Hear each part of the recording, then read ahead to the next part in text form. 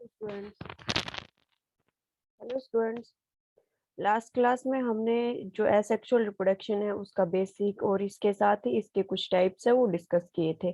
आज की क्लास में हमें जो बाकी के बचे हुए तीन टाइप बच गए थे, जो फ्रेगमेंटेशन, रीजनरेशन, वेजिटेटिव प्रोपोगेशन, और वो सारे के सारे जो टाइप्स थे एसेक्सुअल रिप्रोडक्शन के वो हमें पढ़ने हैं। लास्ट क्लास में हमने पढ़ा था कि एसेक्सुअल रिप्रोडक्शन होता क्या है, इसके अलावा उसके टाइप्स कौन कौन से हैं, उनमें से उनके थ्री टाइप्स की डिटेल्स भी हमने डिस्कस कर ली थी। हमने वहाँ पे फ्यूजन के बारे में पढ़ लिया था। इसके अलावा स्पोर फॉर्मेशन एंड बडिंग के बारे में हमने डिस्कस कर लिया था। आज की जो क्लास होगी उसमें हमें फ्रेगमेंटेशन के बारे में पढ़ना है, रीजनरेशन के बारे में पढ़ना है, and vegetative propagation. Vegetative propagation के दोनों types, natural as well as artificial, दोनों हम इस वीडियो में डिस्कस करने वाले हैं। तो स्टार्ट करते हैं फ्रेगमेंटेशन से। जो फ्रेगमेंटेशन की प्रोसेस है, इसमें जो ऑर्गेनिज्म है वो फ्रेगमेंट्स के अंदर डिवाइड है, और उन ही फ्रेगमेंट्स को जब हम कट करके अलग कर देंगे, हर एक फ्रेगमेंट को कट करके जब अलग कर देंगे तो उसका हर एक फ्रेगमेंट एक न्यू ऑर्गेनिज्म की फॉर्मेशन कर सकता है। यहाँ पे देखिए, अ, ये एक पूरा का पूरा एक फ्रेगमेंट था, सेप्टा के द्वारा ये अलग है। फिर नेक्स्ट ये पूरा का पूरा एक है, इनको हम यहाँ से कट कर देते हैं तो ये क्या करेगा, इस इनके अंदर न्यूक्लियस प्रेजेंट है, इनके अंदर न्यूक्लियस प्रेजेंट है। न्यूक्लियस प्रेजेंट है वो क्या करेगा, सेल्स को डिवाइडेशन का जो सॉल्यूशन वाली प्रोसेस है वो होगी, और न्यू ऑर्गेनिज्म है वो रिप्रोड्यूस हो जाएगा। तो जो फ्रेगमेंटेशन की प्रोसेस है, इसमें जो ऑर्गेनिज्म है वो ब्रेकअप होगा दो या दो से ज्यादा फ्रेगमेंट्स में, उसका ब्रेक डाउन होगा दो या दो से ज्यादा फ्रेगमेंट्स में, और हर एक फ्रेगमेंट है वो एक नए ऑर्गेनिज्म की फॉर्मेशन कर लेता है। ये यहाँ पे हमें स्पाइरोगोरा का एग्जाम्पल ले रखा है कि स्पाइरोगोरा है वो कैसे कैसे उसके फ्रेगमेंट्स हैं वो उनका जो ब्रेकडाउन है वो होता है, और कैसे वो अपनी पूरी प्रोसेस चलती है। तो इसमें जो स्पाइरोगोरा है इसमें asexual mode of reproduction present होता है। एसेक्सुअल में कौन सा टाइप, फ्रेगमेंटेशन का। ये जहाँ से सेप्टा प्रेजेंट है यहीं से जो फ्रेगमेंट है वो अलग हो जाएगा और न्यू ऑर्गेनिज्म की फॉर्मेशन कर लेगा। In this process, an organism break up into two or more fragments। जो ये प्रोसेस है फ्रेगमेंटेशन की, इसमें ऑर्गेनिज्म है वो दो या दो से ज्यादा फ्रेगमेंट्स में टूट जाता है, and each fragment develop into an adult organism, और हर एक फ्रेगमेंट है वो एक नए ऑर्गेनिज्म की फॉर्मेशन करता है। यहाँ पे एग्जाम्पल हम स्पाइरोगोरा का एग्जाम्पल हम यहाँ पे ले सकते हैं। ये पूरी के पूरे जो एग्जाम्पल के थ्रू समझाया गया है कि कैसे कैसे डिवाइडेशन होता है। फिर इसके बाद है रीजनरेशन की प्रोसेस। रीजनरेशन की प्रोसेस है हर एक वो ऑर्गेनिज्म जो रीजनरेट कर सकता है, जैसे कि हाइड्रा हो गया, प्लेनेरिया हो गया, इनके अंदर कुछ स्पेशलाइज्ड सेल्स होती है जिनके अंदर रीजनरेशन की प्रोसेस है वो चलती है। तो जब कोई पार्ट है वो अलग हो जाता है, जैसे कि प्लेनेरिया की हम यहाँ पे बात करते हैं, तो यहाँ पे इसका हेड पार्ट अलग कर देंगे तो हेड पार्ट में भी जो स्पेशलाइज्ड सेल है जो रीजनरेशन की प्रोसेस में हेल्प करती है वो प्रेजेंट होती है। इसका जो थोरैक्स पार्ट है उसके अंदर भी, और एब्डोमेन पार्ट है उसके अंदर भी, ये सारे के सारे स्पेशलाइज्ड सेल्स है वो प्रेजेंट है। तो हम अगर इसका हेड पार्ट अलग कर देंगे तो क्या करेगा, ये हेड पार्ट है ये तो अलग से एक न्यू प्लेनेरिया की फॉर्मेशन कर लेगा। और अगर हमने इसका जो मिडल जो थोरैक्स पार्ट है वो अलग कर दिया तो ये भी एक नया ऑर्गेनिज्म बना लेगा, और एब्डोमेन पार्ट है उसको अलग कर दिया तो वो भी एक नया ऑर्गेनिज्म बना लेगा। ये देखिए यहाँ पे ये हमारे पास प्लेन एरिया है, प्लेन एरिया का हेड पार्ट है उसने एक अलग ऑर्गेनिज्म बना दिया, इसका जो एंड पार्ट है उसने एक अलग ऑर्गेनिज्म बना दिया, और इसका जो मिडल पार्ट है उसने एक अलग ऑर्गेनिज्म बना दिया। ये ऑर्गेनिज्म तभी डेवलप होगा जब जो पार्ट हमने कट करके अलग किया है उस पार्ट में वो जो रीजनरेशन की स्पेशलाइज्ड सेल्स प्रेजेंट है, तो ही ये प्रोसेस उसके अंदर पूरी होगी, कंप्लीट होगी। The process of getting back of full organism from to a body part of the present individual is called regeneration। regeneration की जो प्रोसेस है उसमें एक पेरेंट ऑर्गेनिज्म है उसका हमने कोई भी बॉडी पार्ट है उसको अलग कर दिया और उसी बॉडी पार्ट से कंप्लीट ऑर्गेनिज्म है वो बन जाता है। तो उस प्रोसेस को हम क्या बोलते हैं? रीजनरेशन प्रोसेस हम उसको बोलते हैं। Regeneration is carried out by specialised cell. Regeneration की जो प्रोसेस है ये कुछ स्पेशलाइज्ड सेल्स होती है, उनके द्वारा ये प्रोसेस कंप्लीट होती है। इसमें हम एग्जांपल ले सकते हैं हाइड्रा और प्लेनेरिया का। यहाँ पे प्लेनेरिया का एग्जांपल आपको शो किया गया है कि कैसे-कैसे हमने उसके बॉडी पार्ट्स को अलग किया और हर एक बॉडी पार्ट ने उसकी न्यू एक जो डॉटर ऑर्गेनिज्म था उसकी फॉर्मेशन कर दी है, नया प्रोजेनी है उसको प्रोड्यूस कर दिया है। और सबसे जो ज़रूरी बात है वो क्या है कि रीजनरेशन में जो स्पेशलाइज्ड सेल है वो प्रेज़ेंट होनी ज़रूरी है। अगर ये सेल्स प्रेज़ेंट नहीं होंगी तो वो न्यू ऑर्गेनिज्म की फॉर्मेशन नहीं होगी। तो ये हो गया हमारा रीजनरेशन। देन हम बात करते हैं वेजिटेटिव प्रोपोगेशन की। वेजिटेटिव प्रोपोगेशन जो प्रोसेस है ये मेनली हम प्लांट्स पे अप्लाई करते हैं। अभी तक तो हम जो ऑर्गेनिज्म हर टाइप के ऑर्गेनिज्म को इंक्लूड कर रहे थे, लेकिन जो वेजिटेटिव प्रोपोगेशन की प्रोसेस है ये मेनली हम प्लांट्स में देखेंगे। इसके 2 मेथड होते हैं, नेचुरल मेथड और आर्टिफिशियल मेथड। नेचुरली कैसे होता है और आर्टिफिशियली हम कैसे करते हैं, दोनों प्रोसेस हम आज डिस्कस करने वाले हैं। तो पहले देखते हैं natural vegetative propagation. Natural vegetative propagation में ह्यूमन बीइंग की कोई रिक्वायरमेंट नहीं होती है। यहाँ पे एक प्लांट है, उसकी लीव्स के ऊपर या फिर उसकी स्टेम से या फिर उसकी रूट से हम एक पर्टिकुलर न्यू ऑर्गेनिज्म प्रोड्यूस कर सकते हैं और नेचुरली भी वो ऑर्गेनिज्म प्रोड्यूस होता है। अगर बात करें हम लीव्स की, तो लीव्स के थ्रू हम ब्रायोफिलम जिसको हम नॉर्मली पत्थर चट बोलते हैं, लोकल में हम उसको पत्थर चट बोलते हैं, तो उसके लीव्स के ऊपर ही छोटी-छोटी लीव्स ग्रो करनी स्टार्ट कर जाती है। जैसे कि यहाँ पे ये दिखाया भी गया है कि छोटी-सी लीव्स ग्रो करेगी और धीरे-धीरे वो उसका जो साइज़ है वो बढ़ता जाएगा और नीचे की तरफ रूट्स है वो ग्रो करनी स्टार्ट कर देगी। यहाँ पे रूट्स भी ग्रो कर रही है और यहाँ पे जो प्लांट फॉर्मेशन है वो भी कंप्लीट हो रहा है। तो इस प्लांट को हम अलग से अगर लगाएँ तो ये इज़िली ग्रो कर जाएगा। तो नेचुरली ये प्रोसेस हुई है। हमने इसके अंदर कोई भी हार्मोन वग़ैरह इंसर्ट नहीं किए कि भई हार्मोन इंसर्ट किया या फिर अलग से टिश्यू इसका काट के निकाल के दूसरे में इंसर्ट किया, उस वज़ह से ये सारी प्रोसेस चल रही।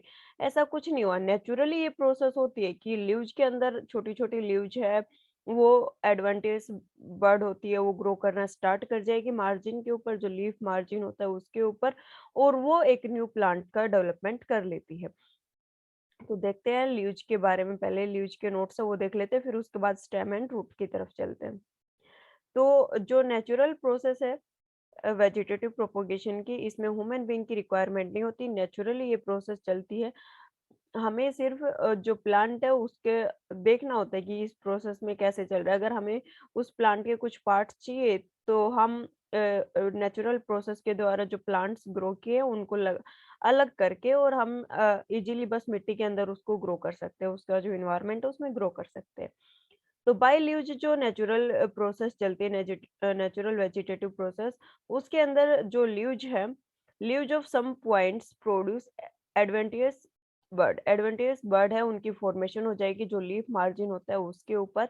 10 birds develop into new plant किया आएगा यहाँ पे। बर्ड्स हैं वो डेवलप हो जाएँगी न्यू प्लांट्स के अंदर। ये यहाँ पे ब्रायोफिलम का एग्ज़ाम्पल लेके दिखाया भी गया है और घर में ऑलमोस्ट ऑलमोस्ट पत्थर-चट का पेड़ तो सबके घर में मिल ही जाता है। ये चीज़ आप इज़िली वहाँ पे देख सकते हो। एग्ज़ाम्पल ब्रायोफिलम एंड कोलोकाई जो है ये प्लांट है, इसके अंदर भी सेम प्रोसेस चलती है। फिर उसके बाद देखते हैं हम बाई स्टेम कि भई स्टेम के द्वारा कैसे ये पूरी प्रोसेस चलेगी। तो जो पोटैटो है अंडरग्राउंड स्टेम की बात कर रहे हैं या फिर एरियल शूट की भी बात आप कर सकते हो। तो एरियल शूट की बात करोगे तो ग्रासीज का एग्ज़ाम्पल ले सकते हो और अंडरग्राउंड का पोटैटो, जिंजर ये एग्ज़ाम्पल आप ले सकते हो। तो जो पोटैटो होता है उसकी जो आइज की फॉर्मेशन होती है, जैसे कि यहाँ पे दिखा भी रखा है, ये पहले छोटी-छोटी आइज की फॉर्मेशन होती है पोटैटो के अंदर यहाँ पे और इन्हीं को हम कट करके अलग से लगा दें अगर मिट्टी के अंदर तो पूरा प्लांट ग्रो कर जाता है। तो ये क्या हुआ जो ट्यूबर लाइक पोटैटो था उसके अंदर जो आइज प्रोड्यूस हुई उन्हीं को हमने जो एडवेंटिस स्टेम है वो प्रोड्यूस हुआ, उसी को कट करके हमने एक पूरा प्लांट बना दिया है। तो जो स्टेम की प्रोसेस होगी, इसके अंदर हम अंडरग्राउंड स्टेम पे भी ये और एज वेल एज एरियल जो सूट होता है उसमें ये प्रोसेस अप्लाई कर सकते हैं। In many plants, underground stem produce aerial shoots annually under the favorable condition. Favorable conditions के अंदर ये प्रोसेस चलती है, जैसे कि पोटैटो का पर्टिकुलर टाइम पीरियड होता है जब इसके अंदर आइज ग्रोथ होती है। अगर घर में वैसे भी पड़े हैं तो उसके ऊपर भी आइज ग्रोथ करनी स्टार्ट करती है और फिर हम इसको कट करके अलग से मिट्टी में लगा देते हैं तो पूरा एक प्लांट है उसकी ग्रोथ हो जाती है।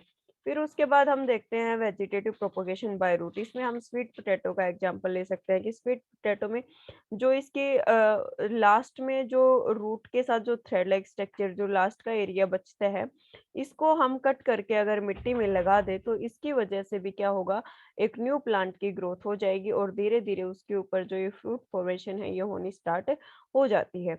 Root produce adventitious buds which develop into new plant. जो रूट है उसके ऊपर एडवेंटियस बड्स प्रेजेंट है, जो थ्रेड लाइक स्ट्रक्चर है ये प्रेजेंट है और ये इन्हीं से क्या होगा, एक न्यू प्लांट है वो ग्रो कर जाएगा। इसका एग्जांपल हम स्वीट पोटैटो में ले सकते हैं। स्वीट पोटैटो है, उसके साथ में जो उसकी एडवेंटिस ब्रांचेज होती है उनको कट करके मिट्टी में लगा दो। उसको 10-15 दिन बाद देखोगे उसमें पानी-वानी प्रॉपर डालते रहोगे, तो एक न्यू प्लांट की ग्रोथ वहाँ पे हो जाती है। तो ये हो गए नेचुरल प्रोसेस। नेचुरल प्रोसेस में हमने देखा कि भई लीव्स के थ्रू नेचुरली प्लांट ग्रो कर रहे हैं। फिर उसके बाद स्टेम के थ्रू नेचुरली प्लांट है वो ग्रो करे। एक ही पेरेंट प्लांट था उसके ऊपर जो एडवेंटियस रूट या फिर एडवेंटियस लीव्स की फॉर्मेशन हुई और उसके बाद वो ग्रो कर गया। फिर उसके बाद देखते हैं जो आर्टिफिशियल मेथड है वो। इसके अंदर हम अपने तरीके से प्लांट को प्रिपेयर कर सकते हैं कि भाई हमें मान लो कि हमें कोई रोज का प्लांट है उसको आर्टिफिशियल मेथड से प्रोपोगेट करना है, तो हमें कैसा कलर चाहिए, किस टाइप के फ्लावर चाहिए, कितनी हाइट चाहिए, सारी चीजें हमारे अकॉर्डिंग होगी। आप लोगों ने ये तो सुना ही होगा कि एक प्लांट पे 2 अलग-अलग तरह के फ्रूट लगे हुए हैं। तो वो प्रोसेस जो अलग-अलग तरह के फ्रूट एक ही प्लांट के ऊपर लगे हुए हैं, वो जो आर्टिफिशियल वेजिटेटिव प्रोपगेशन की प्रोसेस होती है, उसी के थ्रू वो सारी का सारा प्रोसेस उनका चलता है। तो जो आर्टिफिशियल वेजिटेटिव प्रोपगेशन है, इसमें हम अपने तरीके से प्लांट को जैसे भी डिजायरेबल कैरेक्टर्स हम उसमें ऐड करना चाहेंगे वो हम कर सकते हैं। तो कौन-कौन से मेथड से होगा ये अलग-अलग 4 मेथड है इसके, cutting, grafting, layering and tissue culture. इन चारों प्रोसेस से हम एक प्लांट को प्रोपोगेट कर सकते हैं। ये हम जो लेबोरेटरी साइंस लैब है उसके अंदर भी हम ये प्रोसेस कैरी कर सकते हैं। इसके अलावा हम बाहर जो एनवायरनमेंट है उसके अंदर भी, जैसे कि कटिंग, ग्राफ्टिंग और लेयरिंग वाली प्रोसेस है वो बाहर जो नॉर्मल एनवायरनमेंट है उसमें भी हो जाती है और टिश्यू कल्चर वाली जो प्रोसेस है ये हम साइंस लैब में इजीली कर सकते हैं। तो देखते हैं वन बाय वन। सबसे पहले कटिंग। जो कटिंग प्रोसेस है इसके अंदर क्या होगा कि जो हमारे पास पेरेंट प्लांट है उसके हमने कोई एक बर्ड है उसको कट करके अलग कर दिया और उसको ओब्लिक वे में ओब्लिकली उसको कट करेंगे। देखिए यहाँ पे इसको ओब्लिकली कट किया जाएगा ताकि जब हम इसको मिट्टी के अंदर लगाएं तो इजीली इसमें रूट ग्रोथ है वो स्टार्ट हो जाए। सारे के हमने मान लो ऐसे सीधे सीधे काट दिया, इसमें मान लो एपिकल जो मेरिस्मेटिक टिश्यू होता है, एपिकल मेरिस्मेटिक टिश्यू जो सूट एंड रूट की ग्रोथ में हेल्प करता है, वही जो टिश्यू है वो इसके अंदर ना आ पाए तो हम क्या करेंगे, इसको ओब्लिकली कट करते हैं। ओब्लिकली कट करेंगे तो इसके अंदर सारे टिश्यू जो प्रेजेंट है, जो जो प्रोसेस जो जो सेल्स इसमें प्रेजेंट है वो सारी इसमें इंक्लूड हो जाएगी और ये इजीली प्रोपोगेट हो जाएगा। तो जो कटिंग प्रोसेस है इसके द्वारा हमें जो पेरेंट प्लांट है उसको ओब्लिकली कट करना है और उसके बाद मिट्टी के अंदर सोइल के अंदर आप उसको इंसर्ट कर दो प्रॉपर, उसके अंदर न्यूट्रिएंट्स वाटर कंटेंट डाल के उसको मिट्टी के अंदर प्रोपेगेट करोगे 10 से 15 दिन के बीच में वो प्लांट आपका अच्छे से ग्रो कर जाएगा। यहाँ पे हम एग्जांपल ले सकते हैं रोज का, sugar cane, potato, cactus. Sugar cane के अंदर भी सेम होता है। शुगर केन का जो ये अलग-अलग बड्स की फॉर्मेशन होती है, ये नोड्स होते हैं, यहाँ से कट कर दिया जाता है। ये हर एक नोड से एक अलग प्लांट ग्रो करेगा। सेम होता है कैक्टस और पोटैटो के अंदर। तो जो कटिंग प्रोसेस है ये बिल्कुल ही ईज़ी प्रोसेस है। फिर बात करते हैं लेयरिंग की। लेयरिंग में क्या होगा कि हम या तो मिट्टी के अंदर कोई भी जैसे कोई कोई हमारे पास प्लांट है, उसको मिट्टी के अंदर दबा दिया। मान लो ये अपने पास प्लांट है कोई एक, ये इसकी कोई ब्रांच निकली हुई थी। ये इसकी कोई ब्रांच एक निकली हुई थी। हमने इसको क्या कर दिया, इसको मिट्टी में नीचे की तरफ करके और इसको कवर अप कर दिया पूरा का पूरा मिट्टी से, और इसके अंदर जो अलग-अलग न्यूट्रिएंट्स थे, जो भी जैसे कि एनपीके हो गया, वाटर कंटेंट हो गया, वो हमने यहाँ पे ऐड कर दिया। और क्या होगा, धीरे-धीरे इसके अंदर पॉली बैग से हमने इसको ऊपर से भी कवर कर दिया, और 10 से 15 दिन तक डायरेक्ट कंटीन्यूअसली हम इसको जो चीज़ें इसको रिक्वायरमेंट है, जैसे कि फर्टिलाइज़र्स की रिक्वायरमेंट होगी, वाटर कंटेंट प्रॉपर चाहिए होगा, तो वो सारी चीज़ें हम इसके अंदर डालते रहेंगे, तो कुछ टाइम बाद 10 से 15 दिन के बीच बाद इसके अंदर रूट्स की ग्रोथ होनी वो स्टार्ट हो जाएगी। और फिर हम इसको यहाँ से कट करके इसको एक जो नॉर्मल एनवायरनमेंट है उसमें जा ग्रो कर सकते हैं, एक अलग प्लांट ये बन चुका है। क्योंकि रूट ग्रोथ हो चुकी है, ऊपर की तरफ स्टेम ऑलरेडी प्रेज़ेंट ही था। दोनों के दोनों प्रॉपर ग्रोथ चल रही है, इसके बाद ये एक न्यू प्लांट की फॉर्मेशन यहाँ पे हो चुकी है, और हम इसको अलग से कट करके प्रोपोगेट कर सकते हैं। ये तो हो गया अंडरग्राउंड लेयरिंग का। दूसरा बात करें हम एरियल लेयरिंग का, तो एरियल लेयरिंग में जो कोई भी एक बड है वो प्लांट की उसको लेंगे, उसको कट करेंगे और वहाँ पे क्या कर देंगे, जो एक पॉली बैग लेके उसके अंदर कुछ सोइल लेंगे, सोइल के अंदर कुछ न्यूट्रिएंट्स डालेंगे और वाटर कंटेंट है उसको डालेंगे, और उसको यहाँ पे हमने सारी चीज़ें पॉली बैग की हेल्प से बाइंड अप उसको कर देंगे, ठीक है? और मॉइस्चर इसके अंदर प्रॉपर होनी चाहिए। मॉइस्चर होने के बाद इसके अंदर धीरे-धीरे रूट ग्रोथ होगी, क्योंकि हमने इसमें न्यूट्रिएंट्स भी डाले, वाटर कंटेंट भी, सोइल की अमाउंट भी है, तो धीरे-धीरे इसके अंदर रूट ग्रोथ होनी स्टार्ट हो जाती है, और जैसे-जैसे रूट ग्रोथ होगी हम इसको यहाँ से कट करके अलग से इसको ग्रो कर सकते हैं। तो लेयरिंग प्रोसेस में यही है कि भई कोई एक ब्रांच है, कोई एक बड है, उसको लेयर अप कर दो, चाहे तो ग्राउंड के अंदर, चाहे फिर उसको एरियल लेयरिंग के थ्रू हम एक नया प्लांट ग्रो कर सकते हैं। Layering is a means of plant propagation in which a portion of aerial stem grow root while attached to the parent plant and then detaches independent plant. एक parent plant है, उसके साथ में aerial बड जो present थी, उसको हमने उसी के अंदर रूट्स ग्रो कर दी, और रूट्स ग्रो करने के बाद उसको अलग से कट करके एक इंडिपेंडेंट प्लांट बना दिया। Layering has evolved as a common mean of vegetative propagation of numerous species in the natural environment. बहुत सारी अलग अलग स्पीसीज है वो इससे प्रोड्यूस की जा सकती है। इस प्रोसेस के द्वारा हम नए-नए जो प्लांट्स है, प्लांट स्पीसीज है, उनके नंबर बढ़ा सकते हैं। ये एक शॉर्ट टाइम पीरियड की प्रोसेस है। मान लो एक बीज बोएँगे, उसके बाद एक प्लांट ग्रो करेगा, तो वो बहुत लंबी प्रोसेस हो जाती है। लेकिन लेयरिंग में क्या किया, 10 से 15 दिन में रूट ग्रोथ हो गई और फिर वो प्लांट हमारा रेडी है, उसको हम कट करके अलग से लगा सकते हैं। तो जो स्पीसीज के नंबर हैं, उनको नेचुरल एनवायरनमेंट में इंक्रीज करने का एक सिंपल मेथड है layering. Layering is also utilized by horticulturists to propagate desirable plants. अलग-अलग जो प्लांट्स हॉर्टिकल्चरिस्ट होते हैं वो इस प्रोसेस का यूज करते हैं, जो कि फ्लावर्स की स्टडी करते हैं, उन उनके लिए ये चीज अप्लाई होती है। Natural layering typically occur when a branch touch to the ground. Natural layering भी होती है, जो ये अंडरग्राउंड वाला बताया कि कोई ब्रांच है वो मिट्टी के साथ अटैच हो गई तो वहां पे रूट्स की ग्रोथ हो जाती है। Whereupon it into produce adventitious root की फॉर्मेशन हो जाएगी और उसको कट करके हम लगा सकते हैं। तो ये हो गया हमारा लेयरिंग के बारे में। उसके बाद देखते हैं ग्राफ्टिंग। ग्राफ्टिंग है, ये भी एक बहुत ही अच्छी प्रोसेस है, जो हम बता रहे थे कि भाई एक प्लांट के ऊपर अलग अलग तरह के फ्रूट्स लगे हुए हैं या अलग अलग तरह की वेजिटेबल्स लगी हुई है। प्लांट एक है लेकिन वेजिटेबल्स मान लो 2 तरह की अलग-अलग वेजिटेबल्स उसके ऊपर प्रेज़ेंट है, या 2 तरह के अलग-अलग फ्रूट्स प्रेज़ेंट है। ये मेनली आपने कभी सुना होगा, न्यूज़पेपर में भी पढ़ा होगा, मे बी कहीं देखा भी हो। तो ये जो ग्राफ्टिंग की प्रोसेस है इसी के द्वारा वो किया जाता है। करते कैसे हैं? मान लो ये अपने पास एक पेरेंट प्लांट होगा। मान लो ये हमारे पास कोई लेमन का प्लांट है, ठीक है?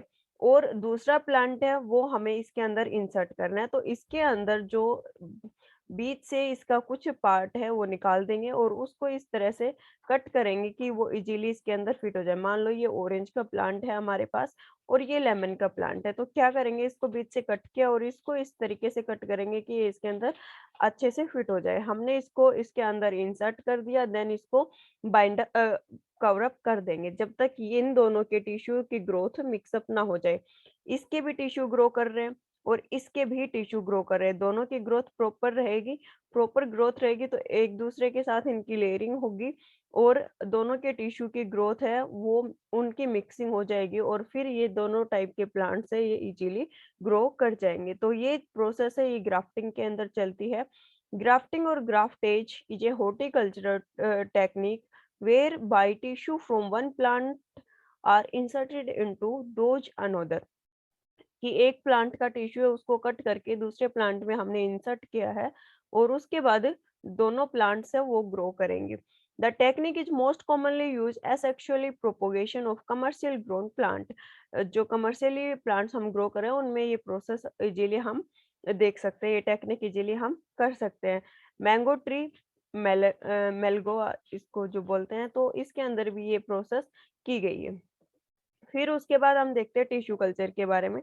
टिश्यू कल्चर एक ऐसी प्रोसेस है जिसमें हम प्लांट का टिश्यू निकाल के उसको लैब के जो साइंस लैब है उसके अंदर जो अगार का मीडिया है उसके अंदर सारे के सारे न्यूट्रिएंट्स डाल के उस टिश्यू को ग्रो करेंगे और जब प्लांट के टिश्यू है सॉरी टिश्यू है वो एक न्यू प्लांट की फॉर्मेशन कर लेते हैं, छोटी छोटी उनकी लीव्स वगैरह निकलनी स्टार्ट हो जाएगी, उसके बाद उसको हम नेचुरल इन्वायरमेंट में ग्रो करेंगे। इसमें क्या होगा, ये एक टेक्निक है किसकी, एसेक्सुअल प्रोपोगेशन की, जो कि इन्वॉल्व करती है एक ग्रोइंग प्लांट की सेल या टिश्यू। सेल या टिश्यू हम निकालेंगे, मान लो ये अपने पास लीव्स थी, इससे हमने टिश्यू है वो निकाल लिए, इसको अगार मीडियम के अंदर जिसमें बहुत सारे न्यूट्रिएंट्स भी प्रेजेंट थे जो प्लांट के लिए चाहिए वो हमने इसमें ऐड कर रखे। इसके अंदर ये टिश्यू डाले जाएंगे, कुछ टाइम पीरियड बाद ये टिश्यू धीरे-धीरे ग्रो करना स्टार्ट कर जाएँगे और जब ये फूल प्रॉपर्ली ग्रो कर चु अगर प्रॉपर्ली ग्रो कर चुके हैं, उसके बाद हम इसको एक कंपोस्ट के अंदर बाहर जो साइंस लैब से बाहर जो एनवायरनमेंट है, उसमें भी हम प्लांट कर सकते हैं। तो टिश्यू कल्चर एक प्रोसेस है और ये प्रोसेस काफ़ी इम्पोर्टेंट प्रोसेस है। नॉर्मली जो अलग-अलग हाइब्रिड्स वगैरह बनाए जाते हैं, वहाँ पे ये प्रोसेस है, ये अप्लाई की जाती है। तो टिश्यू कल्चर एक प्रोसेस है एसेक्सुअल प्रोपेगेशन की, जो कि इन्वॉल्व करती है, क्या इन्वॉल्व करेंगे, ग्रोइंग ऑफ प्लांट सेल्स और tissue on artificial media under the sterile laboratory conditions के अंदर ये प्रोसेस पूरी चलती है। It is also refer to as the micro propagation. Tissue culture की प्रोसेस है उसको माइक्रो प्रोपेगेशन प्रोसेस भी बोला जाता है। होता क्या है, नॉर्मली प्लांट से टिश्यू निकालना है, अगार मीडियम जिसके अंदर न्यूट्रिएंट्स प्रेजेंट थे उसमें डालेंगे, वहाँ पे जो टिश्यू है वो ग्रो करेगा। जब वो प्लांट कंप्लीटली ग्रो कर जाता है, तो फिर उसको हम जो नेचुरल एनवायरनमेंट है उसमें उस प्लांट्स को ग्रो कर सकते हैं। तो आज की क्लास में हमने डिस्कस किया कि भाई फ्रेगमेंटेशन प्रोसेस क्या होती है, रीजनरेशन प्रोसेस क्या होती है, इसके अलावा जो वेजिटेटिव प्रोपोगेशन है उसके दोनों टाइप्स, नेचुरल एंड जो आर्टिफिशियल वेजिटेटिव प्रोपोगेशन है वो दोनों हमने डिस्कस कर लिए। इसी के साथ जो अपना एसेक्सुअल रिप्रोडक्शन का पार्ट था वो कंप्लीट होता है। जो नेक्स्ट क्लास होगी उसमें हम जो सेक्सुअल रिप्रोडक्शन का पार्ट है वो स्टार्ट करेंगे। उसमें पहले प्लांट्स के बारे में डिस्कस करेंगे कि प्लांट्स में जो सेक्सुअल रिप्रोडक्शन की प्रोसेस है वो कैसे चलती है, एंड उसके बाद फिर हम ह्यूमन बीइंग का डिस्कस करेंगे कि ह्यूमन बीइंग में प्रोसेस कैसे चलती है। आपकी जो सिलेबस है उसमें plants as well as human being दोनों का प्रोसेस है वो इन्वॉल्व कर रखे हैं, तो हम दोनों ही डिस्कस करेंगे। आज की क्लास में इतना ही। Thank you so much. Have a nice day.